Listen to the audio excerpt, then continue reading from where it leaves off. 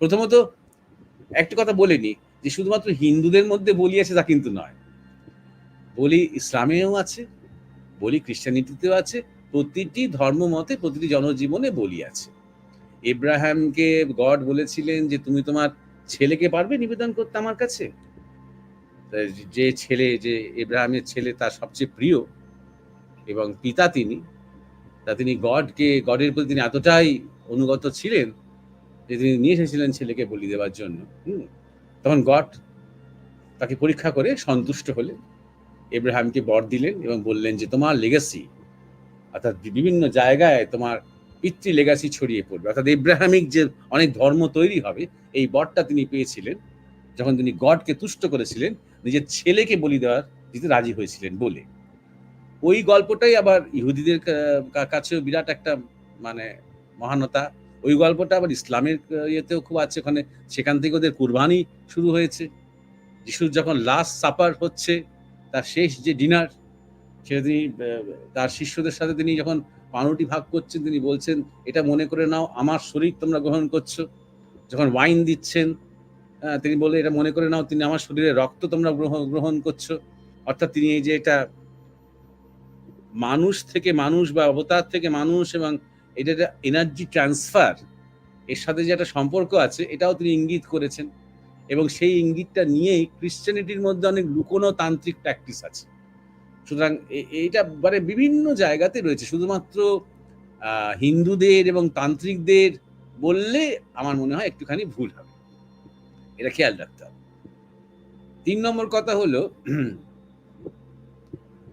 ভারতবর্ষের সভ্যতার দিকে যদি আমরা তাকাই, এবং ভারতবর্ষের সভ্যতা বলতে আমরা পুরো পৃথিবীর আদি সভ্যতার কথা বলছি, যে ভারতবর্ষ থেকে পৃথিবীর সমস্ত জায়গায় সভ্যতার আলো ছড়িয়ে পড়েছে, সেই সভ্যতা শুরু হচ্ছে সূর্য দিয়ে, সেই সভ্যতা শুরু হচ্ছে আগুন দিয়ে। এই সূর্য দেবতা প্রধান দেবতা সর্বত্র, কারণ আর্য সংস্কৃতি ছিল। আগুন জ্বালানো যখন একটা বিরাট একটা ব্যাপার হলো, যে এক ঈশ্বর বা একটা প্রকৃতির মধ্যে একটা বিশাল যেটা শক্তি আছে, এরকম তার উপাসনা করা, তাকে ভয় পাওয়া, এটা তো ছিলই। কিন্তু প্রথম যে শক্তির সাথে একটা মানুষের আদান প্রদান হতে শুরু করলো, একটা কমিউনিকেশন হতে শুরু করলো একটা বিশেষ শক্তির কাছে, সেটা হচ্ছে অগ্নি। সে অগ্নি যখন মানুষ জ্বালাতে শিখলো, সেটা একটা বিরাট একটা বৈপ্লবিক একটা রূপান্তর হলো মানুষের জীবনে। সে অগ্নিকে দিয়ে অনেক কিছু করা যাচ্ছে, সে যা যাচ্ছে সেটা আমরা জানি। কিন্তু এবার অগ্নির সাথে সম্পর্কটা কি? অগ্নিকে তো কন্টিনিউয়াসলি আমাকে কিছু দিয়ে যেতে হচ্ছে, তবে সে অ্যাক্টিভ থাকছে। এই যে দিচ্ছি, এই যে আহুতি দিচ্ছি, এখান থেকেই তো বলি কনসেপ্ট আসতে আরম্ভ করলো, যে আমায় কিছু দিতে হবে, তবে এই বিশেষ প্রকৃতির শক্তি আমায় কিছু ফেরত দেবে। উষ্ণতায় ফেরত দিক, নিরাপত্তায় ফেরত দিক, ধ্যান ফেরত দিক, কিছু পোড়ানোর দরকার হলে সেটাই ফেরত দিক। সেই তার কাজটা করবে যখন আমি আমার তরফ থেকে কিছু নিবেদন করে যাব, কিছু দিয়ে যাব, কারণ আমার সেই দেওয়াটা তার খাদ্য। বলির সম্বন্ধে এই বিষয়টা ভালো করে বুঝতে হবে। এইখান থেকেই শুরু হয়েছে। আজও যখন স্বামী বিবেকানন্দ বলছেন, জেনারেশনের পর জেনারেশন কিন্তু আহ্বান করছেন, তোমরা ভুলো না যে তোমরা মায়ের কাছে বলি প্রদত্ত। কে মা? জগৎ মাতা, মহামায়া, ভারত মাতা, যাই বলো না কেন। তা বলি প্রদত্ত মানে কিছু করো, ডু সামথিং, কিছু দাও তাকে। তোমার জীবন দাও, তোমার প্রাণ দাও, তোমার ধৈর্য দাও, তোমার সাহস দাও, তোমার শক্তি দাও, তোমার অধ্যাবসায় দাও, তোমার পরিশ্রম দাও, কিছু দাও তাকে। এইখান থেকে তো বলি, এমন কিছু দাও যেটা তোমার প্রিয়, তবেই তো মা নাচবেন, তবেই তো মা জাগবেন। এই যে দিতে হয়, যেমন সুভাষচন্দ্র বসু বলছেন, তোমরা আমাকে রক্ত দাও, বলির কথা বলছেন তো। রক্ত মানে তো ব্লাড ডোনেশন ক্যাম্পের কথা বলছেন না, নিজেকে দাও। এইখান থেকেই বলি কনসেপ্টটা কিন্তু শুরু হচ্ছে করে, ধীরে ধীরে ধীরে ধীরে ধীরে সেটা একটা প্রাতিষ্ঠানিক রূপ পাচ্ছে, ইনস্টিটিউশনাল রূপ পাচ্ছে। সেই কথাতে আমরা আসছি। এবার আসছে খাদ্যের প্রশ্ন। এবার নিরামিষ খাওয়া ভালো না আমিষ খাওয়া ভালো, এই তর্কে আমি যাব না, কারণ 10,000 বছর ধরে এই তর্ক চলছে, এখনো চলবে এবং মনে হয় আগামীতেও আরো চলবে এই তর্ক। যাই হোক, সেটা সেই তর্কের মধ্যে আমি যাব না, কারণ তর্ক করে কোনো সমাধান যেহেতু হবে না বোঝাই গেছে, তাই জন্য হয় ধর্মের নামে, নাহলে ক্লাইমেট ক্রাইসিসের নামে, নাহলে নিউ ওয়ার্ল্ড অর্ডারের নামে কোনো না কোনো রূপে আমাদের খাদ্যাভ্যাসের মধ্যে কেউ না কেউ নাক গলাবেই। আমরা কোন স্কুলে পড়বো সেটাও লোকে ঠিক করবে, আমরা কি ওষুধ খাবো, আমরা কি টিকা নেব সেটাও লোকে ঠিক করবে, আমরা কার সাথে বন্ধুত্ব করব, আমরা কার সাথে কথা বলবো, আমরা কার সাথে কথা বলবো না সেটাও লোকে ঠিক করবে, অন্যরা ঠিক করবে। আমরা আস্তে আস্তে আস্তে আস্তে আমাদের সব সিদ্ধান্তগুলো তো অপর হাতে দিয়ে দিচ্ছি। মানে এত যে বৈচিত্র্যের কথা বলছি, সেখানে একবার আমাদের মনে হচ্ছে না খাদ্যেরও বৈচিত্র্য আছে, রুচিরও বৈচিত্র্য আছে, স্বাদেরও বৈচিত্র্য আছে, লাইফস্টাইলের বৈচিত্র্য আছে, এগুলো বলছি না। অতএব সবার ক্ষেত্রে একই নিয়ম আমরা চাপাবই যেহেতু, সেটা জোর জবরদস্তি করে করতে হবে, আর সেই চেষ্টা এখন গোটা বিশ্বে হচ্ছে। সেটা ওর মধ্যে আমি যাচ্ছি না, আমিষ নিরামিষের মধ্যে আমি যাচ্ছি না। আমি শুধু বলছি যে মানুষের লাইফস্টাইলের বিবর্তনের ক্ষেত্রে মানুষ কিন্তু অনেক পরে নিরামিষ খেতে শিখেছে। তার আগে মানুষের পক্ষে আমিষ খাওয়াটা বেশি সুবিধের হয়েছে। এগুলো নিয়ে আমি আগে আলোচনা করেছি। ধরা যাক একটা গোষ্ঠী, তখনও ফ্যামিলি আসেনি, তখনও কৃষি আর্থ সমাজ ব্যবস্থা গড়ে ওঠেনি, তখনও মানুষ চাষবাস করতে ভালো জানে না। সেই সময় মানুষ যখন বেরিয়েছে, পুরুষ মানুষেরা বেরিয়েছে শিকার করতে, যদি সারাদিন পরিশ্রম করে 2-4টে শিকার করে আনতে পারলো, তাহলে মোটামুটি পেট ভরার মতন কিছু একটা পেলো। না হলে যদি যথেষ্ট খাবার না পায়, তখন তো আমরা করে সভ্য ছিলাম না যে ঠিক আছে আমরা খেলাম না রে, তোরা আজ খা বলে ওই রকম মানসিকতা তো গড়ে ওঠেনি। খিদে পেয়েছে সবার, একে অপরের সাথে মারামারি করে শেষ করে ফেলতে একে অপরকে, খাবার নিয়ে কারাকারি করে। ওইটা দেখে ওই গোষ্ঠীর নারীরা তখন ওরা খুঁজতে আরম্ভ করলো যে বিকল্প কিছু খাবার জোগাড় করা যায় কিনা। গাছের পাতা, ফল ওরা নিজেরা মুখে দিয়ে দিয়ে পরীক্ষা করে করে দেখতো। মানে শিকড় বাকড় নল নাল যা পেত মুখে দিয়ে দেখে ওরা বুনো অবস্থাতে কিছু করে খাওয়া যায় কিনা, ধুয়ে খাওয়া যায় কিনা, আগুনে ঝলসে খাওয়া যায় কিনা, এটা মেয়েরা আবিষ্কার করতে শিখলো। বলা যেতে পারে নিরামিষ জগতে প্রচলন করলো ওই গোষ্ঠীগুলোর মধ্যে মেয়েরা। তার অনেক আগে থেকে কিন্তু পশু পাখি শিকার করে খাওয়া, ভাগ করে খাওয়া এটা আছে। এবার শুরু হলো একসাথে যা কিছু পশু পাখি পেলো বাদ বাকিটা এই নিরামিষ খাদ্যদ্রব্য দিয়ে একটুখানি পূরণ হতে আরম্ভ করলো, মারামারিটা কমলো। এই যাই খাক না কেন সবকিছু আগুনকে নিবেদন করে, এখান থেকে আগুনে একটুখানি ঝলসে নেওয়া, আগুনে একটুখানি গরম করে নেওয়া, একটু জলের পাত্রের মধ্যে দেখে গরম করা, ইত্যাদি ইত্যাদি আস্তে আস্তে রান্নার দিকে ব্যাপারটা যেতে আরম্ভ করলো। কিন্তু ঠিক যেমন আমাদের প্রধান দেবতা, যে আমাদের বন্ধু, যে আমাদের বাঁচিয়ে রেখেছে, যে আমাদের কর্তা, যে আমাদের সুরক্ষা, যে আছে বলে আমরা নিরাপদ অনুভব করছি, আমরা ভালো আছি, তাকে নিবেদন করা। কারণ তারই কৃপায় এই খাদ্যটা আসছে, সে জীবজন্তুই হোক, সে নিরামিষই হোক। এই যে প্রসাদ জ্ঞানে আমরা খাদ্য গ্রহণ করি আজও, এর পিছনে কাজ করে একটা কৃতজ্ঞতা। এই কৃতজ্ঞতার সাথে একটা মনে মনে একটা স্মরণ যে সবকিছুই এই পঞ্চভূত থেকে এসেছে। এই খাদ্য যা কিছু, সে পশু পাখি হোক, সে ধান হোক, ফল হোক, ফুল হোক, যাই হোক, এই মানে পঞ্চতত্ত্ব থেকে এসেছে। আবার সবকিছু এই পঞ্চতত্ত্বেই ফেরত যাবে। এই খাদ্যটাই আমি শরীরটা হজম করবে, এবং বর্জ্য হয়ে যেটা বেরিয়ে যাবে সেটা আবার পঞ্চতত্ত্বে মিলিয়ে যাবে। শরীর যেটাকে হজম করবে, এই শরীরটা একদিন আর হজম করবে না। এতদিন ধরে হজম করা সেই শরীরটা, এত খাদ্যে পুষ্ট হওয়া শরীরটা, একদিন সেই শরীরটাও শেষ হবে। কোথায় চলে যাবে? আবার পঞ্চতত্ত্বে চলে যাবে, যে শরীরটা মাতৃগর্ভে ওই পঞ্চতত্ত্বকে অবলম্বন করেই তৈরি হয়েছিল। এই যে বোধটা, একটা বিরাট একটা যে সাইক্লিক্যাল যে একটা এনার্জি কাজ করছে, সবকিছুই এক জায়গা থেকে এসে আবার সব জায়গায় এক জায়গায় ফিরে যাচ্ছে। এবং আপাতত আজকের জন্য যে আমাদের এই খাবারটা জোগাড় করে দিয়েছ, এই পঞ্চতত্ত্ব থেকে যে খাবারটা এসেছে আমাদের প্রাণ ধারণের জন্য, তার জন্য কৃতজ্ঞ, প্রণাম। তুমি এটাকে প্রসাদ করে দাও, তুমি গ্রহণ করো। এই কনসেপ্টটা থেকে, এটা মোটেও তন্ত্রের বলে নয়, একেবারে বৈদিক যুগ থেকে চলে আসছে খাদ্য নিবেদন করা।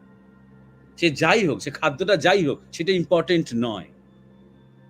এইটা খুব বলে নেওয়া দরকার। আর একটা কথা এখানে বলি, পরবর্তীকালে আস্তে আস্তে আস্তে আস্তে মানুষ কৃষি আর্থ সমাজ ব্যবস্থায় যত মানে প্রবেশ করেছে, যত সেই সমাজের বিস্তার হয়েছে, যত সারা পৃথিবীতে ছড়িয়ে গিয়ে পড়েছে নদীর ধারে, জলের ধারে কৃষি সমাজ, তত আস্তে আস্তে আমিষের উপর নির্ভরতাটা কমেছে। এখন নিরামিষ যদি যে একটা জনজাতি কি একটা সমাজ সম্পূর্ণ নিরামিষে থাকে, কোনো অসুবিধা হয় না, তাই জন্য তাকে অভুক্ত থাকতে হয় না। আগে ধরা যাক, যদি এখন মনে করে এই ৬০ জন ৭০ জন যে গোষ্ঠীতে ছিল যখন কৃষি আর্থ সমাজ ব্যবস্থা আসেনি, তারা যদি মনে করে যে আমি এই তো পশু পাখি ধরার এই ঝামেলাটা করব কেন, এই তো মেয়েগুলো তো বেশ শাক টাক মূলো টুলো বা শিকড় বাকড় কুড়িয়ে নিয়ে ভালোই জোগাড় করছে, তাহলে ওইটাই করুক, আমরা বরং আর প্রাণী হত্যা করব না। আগামীকালের আগামী যুগের অ্যানিমাল রাইটস এর কথা যারা আন্দোলন করবে তাদের কথা ভেবে ধরা যাক যদি হয়, তাহলে একটা বেলার আহার জোগাতে এই মেয়েগুলোর প্রাণ নাকাল হয়ে যাবে। অত তুমি কত জোগাড় করবে? একটা পাহাড় জোগাড় করে তুমি ৭০ জনকে খাওয়াতে পারবে না। সেরকম যেহেতু কৃষি ব্যবস্থা তখনও আসেনি, কৃষি ব্যবস্থা আসতে এই সুবিধাটাই হলো, তুমি অনেককে খাওয়াতে পারবে একসাথে, অনেকটা তুমি উৎপাদন করতে পারবে একসাথে। সে তুমি মানে ধান বলো কি তুমি গম বলো, যাই বলো, এইটাই সুবিধাটা হলো। আর তখন আর অতটা আমাদের জীবনে আমিষ নির্ভরতাটা আর থাকলো না। এবার আমিষ ছাড়াও কিন্তু আমরা তখন চলতে পারি, এইটা খেয়াল রাখতে হবে। তখন আরেকটু বেশি সেগমেন্টেড হয়ে গেল। এরপরে যেটা তন্ত্রের কথা যেটা এসেছে, সেটা কেন, সেখানে কিছু ব্যাপার রয়েছে, তন্ত্রের কিছু সাধনা রয়েছে, পঞ্চমকা সাধনা রয়েছে। সেখানে পছন্দ কারোর হোক বা না হোক, যা রয়েছে আমি তাই বলছি। এখানে আমি কোনটাকে সমর্থন করি এটা একেবারেই গুরুত্বপূর্ণ নয়। এখানে আমি চাই মানুষ নির্মোহভাবে, যতটা সম্ভব নির্মোহভাবে ব্যাপারটা জানুক। এই পঞ্চমকা সাধনার মধ্যে রয়েছে মদ্য, মাংস, মাছ, মহিলা, মৈথুন, এবং এর ৩টে দিক রয়েছে, আদি ভৌতিক, আদি দৈবিক এবং আধ্যাত্মিক।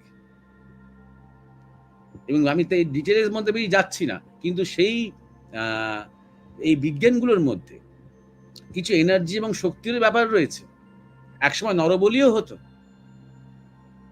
এটা আবার বলছি, এটা শুধু হিন্দুদের মধ্যে নয়, সারা পৃথিবীতে যখন খ্রিস্টানিটি এসেছে অনেক পরে, ইসলাম এসেছে অনেক পরে, সেখানেও থেকেছে নরবলি। আজও আমেরিকা, ইউরোপের বিভিন্ন জায়গাতে এক ধরনের নরবলি হয়, যার জন্য পেডোফিলিয়া এত র্যাম্পেন্ট, একটা বড় ব্যবসা, মানে বাচ্চাদের অপহরণ করা এবং যৌন নিগ্রহ করা, এত বিশাল একটা ব্যবসা এটা।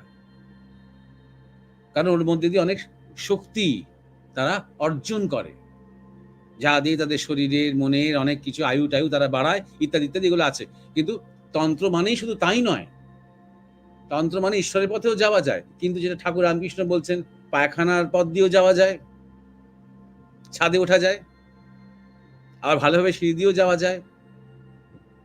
শুধু এমন অনেক কিছু আছে যেখানে আমাদের মতন যারা সেন্সিটিভ মানুষ, তাদের একটুখানি গা শিউরে শিউরে উঠবে ওসব ভাবতে গেলে, কিন্তু সেইখানে কিছু শক্তির তত্ত্ব অবশ্যই কাজ করে। এবং এটাও সত্য, যেটা আরেকজন উল্লেখ করেছে, যে সবাই তো মায়ের সন্তান, তাহলে বলি দেবো কেন? ঠিকই তো, সত্যিই তো, শুধু কি আমরাই মায়ের সন্তান? একটা পশু, ছাগল হোক কি পাঁঠা হোক কি মুরগি হোক কি মাছ হোক, সবাই তো মায়ের সন্তান, সে তো বটেই। কিন্তু কিছু কিছু আছে খাদ্য খাদক সম্পর্ক, যাদের প্রাণী শিকার করতেই হবে, বাঘকে করতে হবে, সিংহকে করতে হবে, কুকুরকে করতে হবে, বিড়ালকে করতে হবে, যারা মাংসাশী। কোনো কোনো প্রাণী আছে মাংস ছাড়া অন্য কিছু খেতে পারে না, তাদের জোর করে অভ্যেস করালে তাদের মধ্যে সাংঘাতিক ডিসঅর্ডার ঘটিয়ে দেওয়া হয়। অনেকে চেষ্টা করে পোষা বিড়াল, কুকুর, পোষা কুকুরকে শুধু নিরামিষ খাইয়ে রাখার, জর্জরিত করে দেয় তাকে। সুতরাং এটাও বুঝতে হবে, তেমন ধরনের কিছু কিছু মানুষের স্বভাব এবং চরিত্র এবং শরীরও হতে পারে, যে শরীরগুলো আমিষ খাওয়ার জন্য বেশি উপযুক্ত। আবার বেশিরভাগ শরীর হতে পারে নিরামিষ খাওয়ার জন্য বেশি উপযুক্ত। আমাদের গুরুমাজি বলতেন, জেনারেলি দেখলে, সার্বিকভাবে দেখলে মানুষ নিরামিষাশী হওয়া উচিত। কারণ নিরামিষাশী পশুদের সাথে, যেমন ধরা যাক গরু কিংবা ছাগল কিংবা ঘোড়া, এদের সাথে চারিত্রিকভাবে মানুষের শারীরিক বৈশিষ্ট্য বেশি মেলে, কিন্তু তাই বলেই কোনো যে ব্যতিক্রম থাকবে না তা কিন্তু নয়, এটা খেয়াল রাখতে হবে। আরেকটা কথা বলছি, এবার ধরা যাক এখন যখন আমরা মন্দির ভাবি, আমরা অনেক পরিবর্তন দেখেছি। আমাদের মন্দির সম্বন্ধে একটা ধারণা তৈরি হয়ে গেছে, সেটা হচ্ছে মন্দির একটি উপাসনা স্থান, সেখানে পুজো হবে, সেখানে মানুষ গিয়ে দুদণ্ড বসে ধ্যান জপ করবে, তারপরে বেরিয়ে আসবে, প্রণাম করবে, কিছু দেবে, কিছু পূজা দেবে, প্রণামী দেবে, বেরিয়ে আসবে। এটা এখন আমাদের একটা এরকম ধরনের একটা লাইফস্টাইল তৈরি হয়ে গেছে। আমরা মন্দির থেকে সবকিছুকে আলাদা করে দিয়েছি। স্কুল আলাদা, হাসপাতাল আলাদা, জনজীবন আলাদা, বিবাহ আলাদা, সবকিছু আলাদা করে দিয়েছি। একসময় তা ছিল না। একসময় সবকিছুই মন্দিরকে ঘিরেই ছিল। মন্দিরকে ঘিরেই আমাদের জন্ম, আমাদের মৃত্যু, আমাদের বিবাহ, আমাদের পড়াশুনো, আমাদের স্বাস্থ্য, আমাদের বাজার দোকান, আমাদের চান, জলখাবার, সব মন্দিরের সামনে একটা বড় পুকুর হতো। জমিদার করে দিতেন পুকুরটা, পুকুরটা বাঁধাতেন, সেখানে গ্রামের মানুষেরা এসে সবাই চান টান করত। সুতরাং মন্দিরকে ঘিরেই আমাদের সমস্ত কিছু ছিল। তাই মন্দিরকে ঘিরে বিশেষ খাওয়া দাওয়াটাও হতো।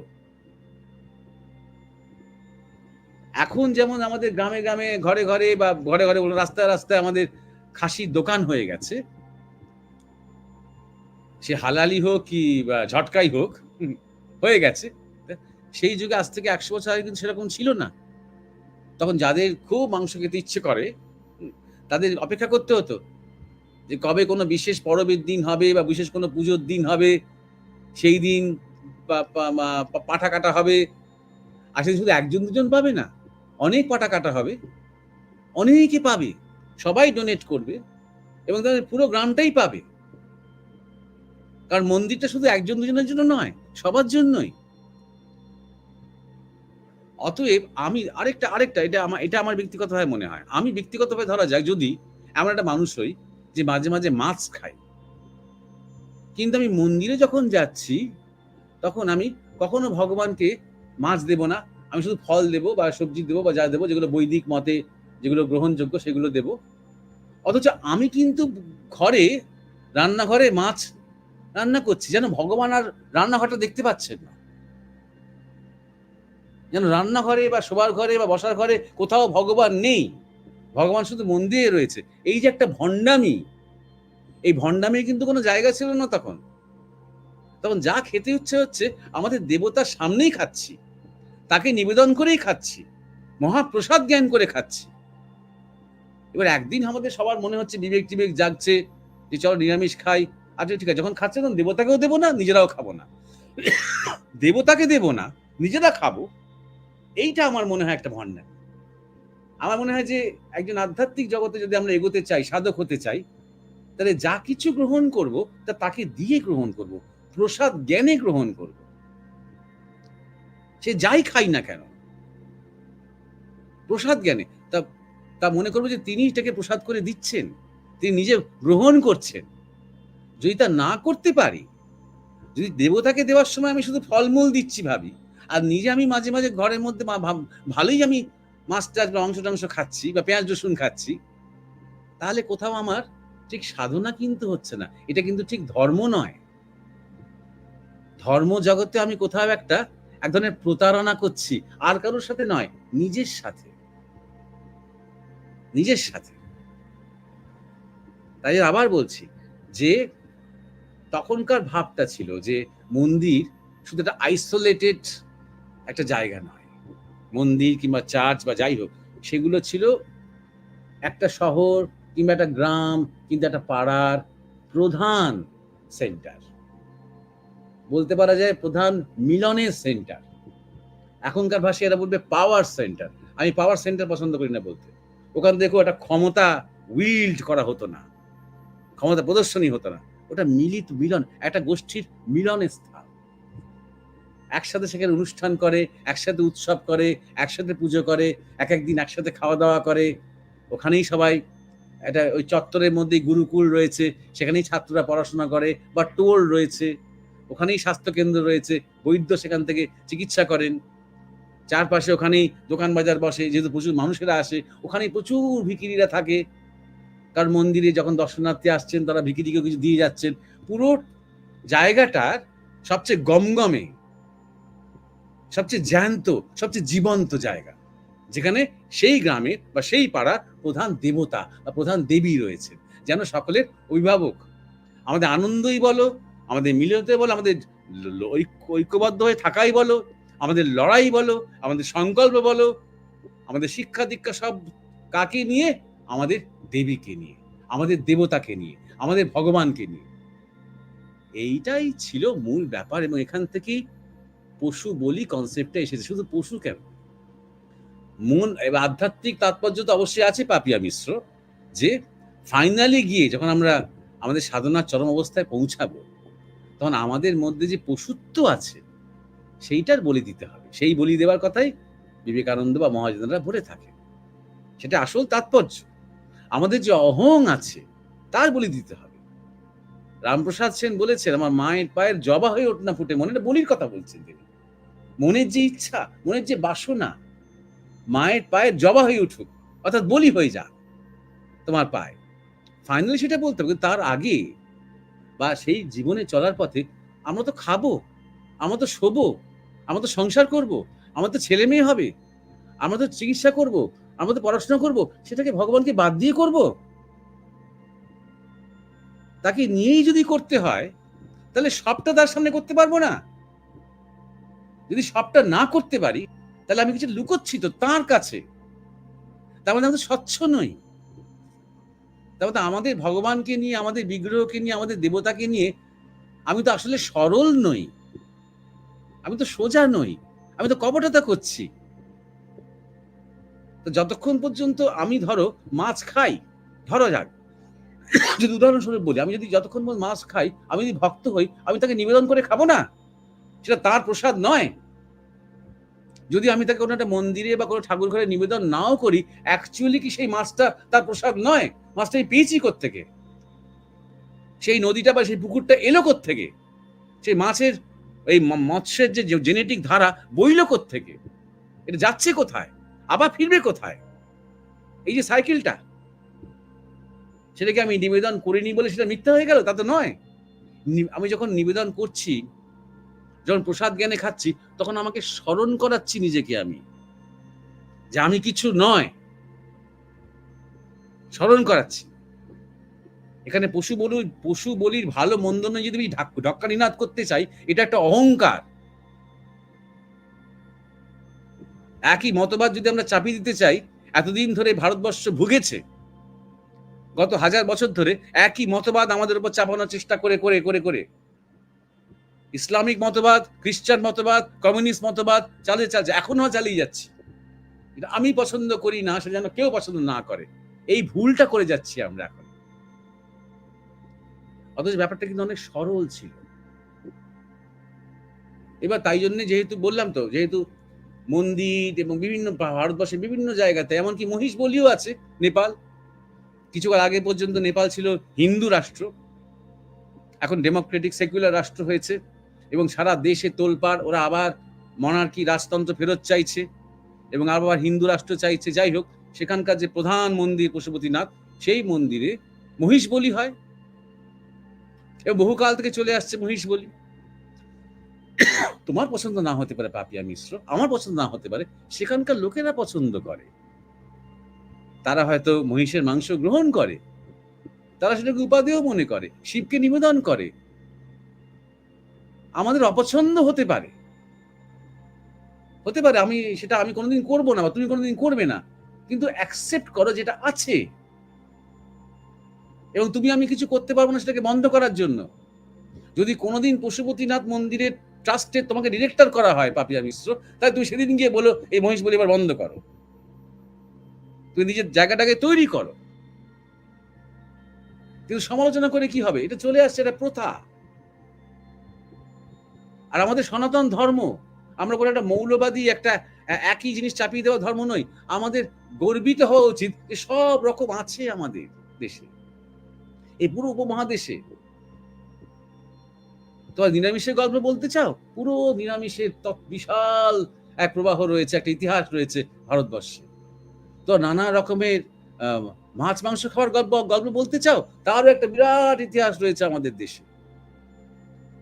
তোমরা অন্য কিছু নিয়ে বলতে চাও, তোমরা নিদ্রা নিয়ে কথা বলতে চাও, তোমার সম্পর্ক নিয়ে কথা বলতে চাও, বিদেশিরা, ইউরোপিয়ানরা, আমেরিকানরা কি শোনাবে? তার চেয়ে হাজার হাজার বেশি, অনেক গভীর, অনেক প্রাচীন কাল থেকে, শুধু দার্শনিক ভাবে নয়, সহজ সরল ভাবে, নানা গল্পের মাধ্যমে, পুরাণের মাধ্যম দিয়ে সে গল্প আমরা শুনে আসছি, যে আমরা শুনে শুনে চিনতে শিখছি নিজেদের সমাজকে, সম্পর্ককে, বন্ধুত্বকে, বাৎসল্যকে, পিতৃত্বকে, মাতৃত্বকে, সবকিছুকে আমরা চিনতে শিখছি।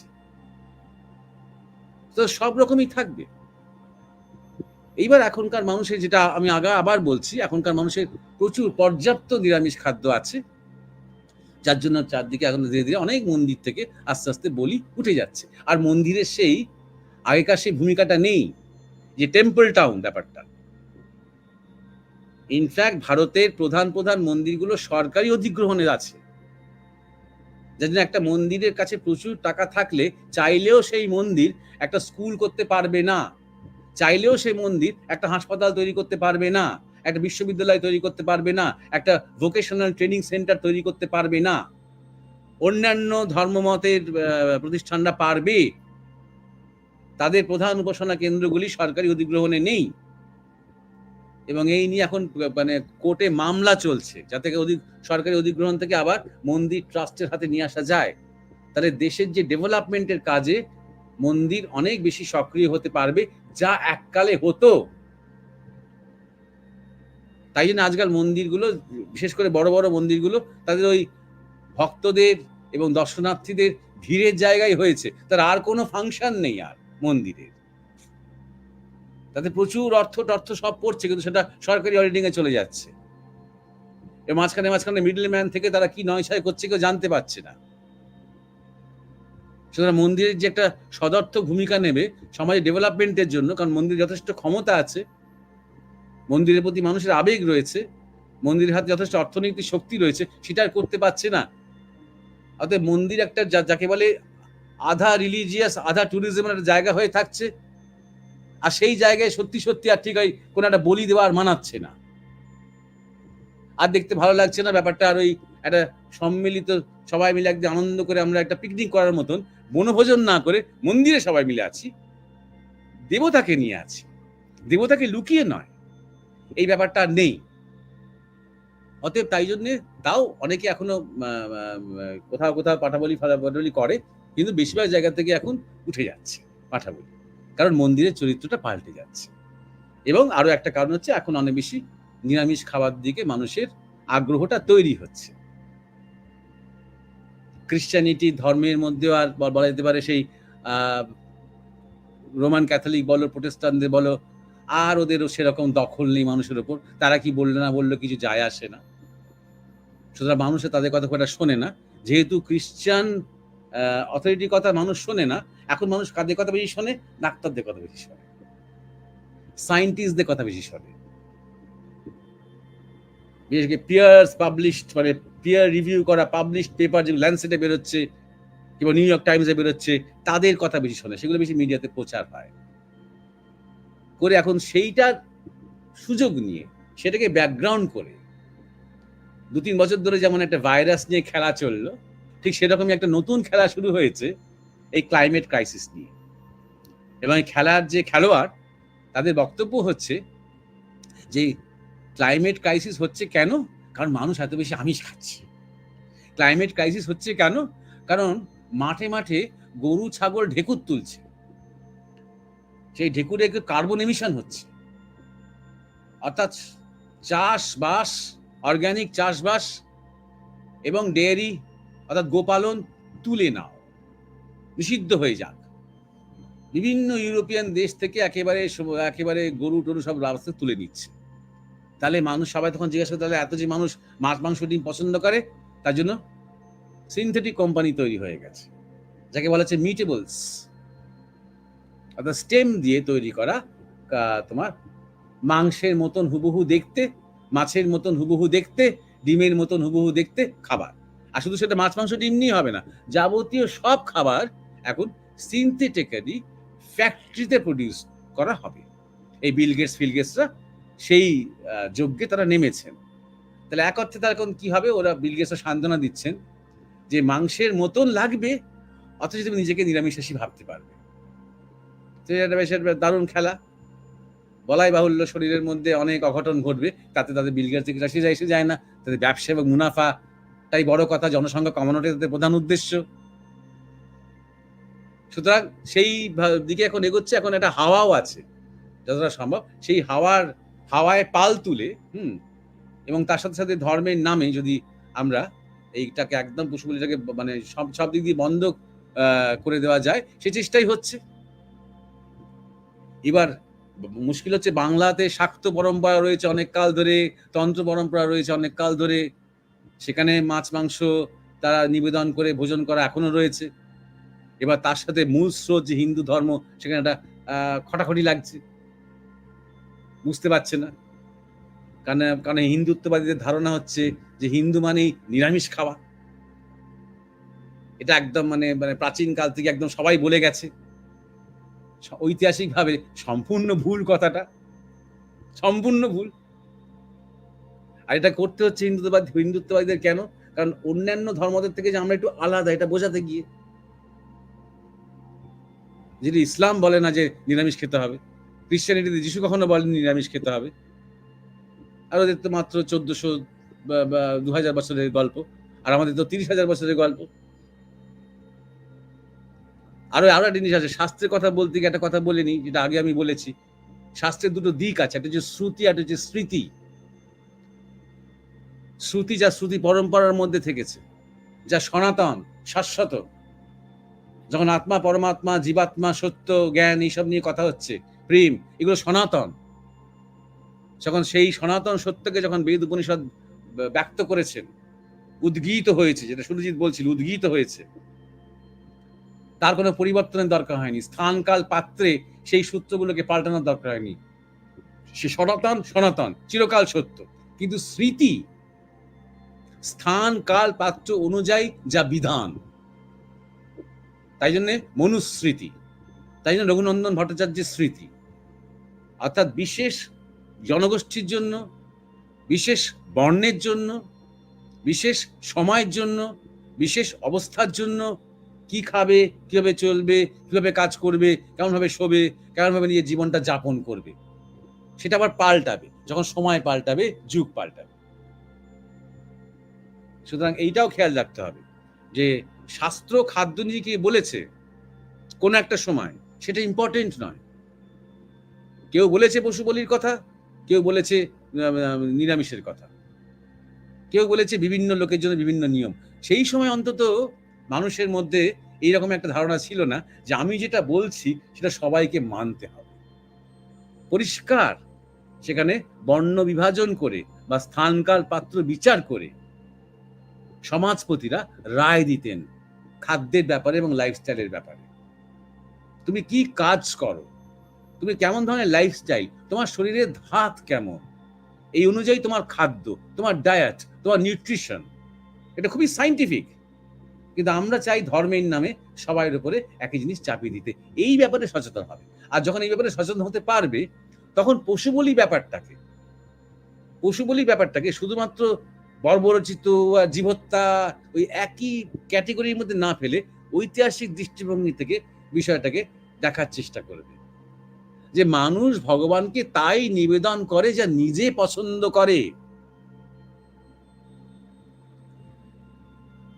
যখন কোনো কেউ মানে মা কালী বা কেউ যখন কাউকে দর্শন দিয়ে বলছে যে আমাকে জোড়া পাটা খাওয়া, এটা মা কালী ঠিক দর্শন দিচ্ছে না, তার ইচ্ছা, নিজে খাবে, আরো 5 জনকে খাওয়াবে।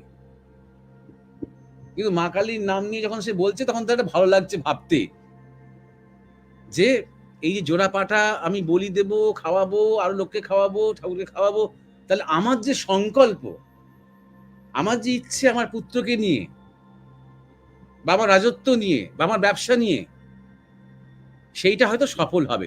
এটা বিনিময় প্রথা, গিভ অ্যান্ড টেক। আর নেচার মানেই কিন্তু তাই, এটা গিভ অ্যান্ড টেক শুধু ব্যবসায় হয় না, প্রকৃতিতেও হয়। কিছু নেওয়া আদান প্রদানের মধ্যে দিয়ে জীবন চলে। শুধু প্রদান, শুধু আদান হয় না। আর এইখান থেকেই আমাদের কিছু দিতে হবে। আমায় যেসব দিতে হবে সে তো আমি জানি। এই যে আমাকে দিতে হবে। যদি আমাকে তার সেবক হয়ে উঠতে হয়, এই ভাবনাটা, এটা খাদ্য দিয়ে হতে পারে, জীবন দিয়ে হতে পারে, প্রাণ দিয়ে হতে পারে, সব দিয়ে হতে পারে। যদি চাও যে পশুকে পশুত্ব বলি বলে একটা কথা শেষ করে দিতে, দাও, কোনো অসুবিধা নেই। কিন্তু পশু বলি ঐতিহাসিক ফ্যাক্ট। এবং আমি চেষ্টা করলাম আমার মতন করে সেই ফ্যাক্টকে, সেই ঘটনাকে একটুখানি বিশ্লেষণ করার, যাতে করে অন্তত খোলা মনে ব্যাপারটা বোঝা যায়। আমাদের সামাজিক এবং আমাদের খাদ্য, আমাদের রুচির, আমাদের জীবনযাপনের যে বিবর্তন হয়েছে সেইটাকে।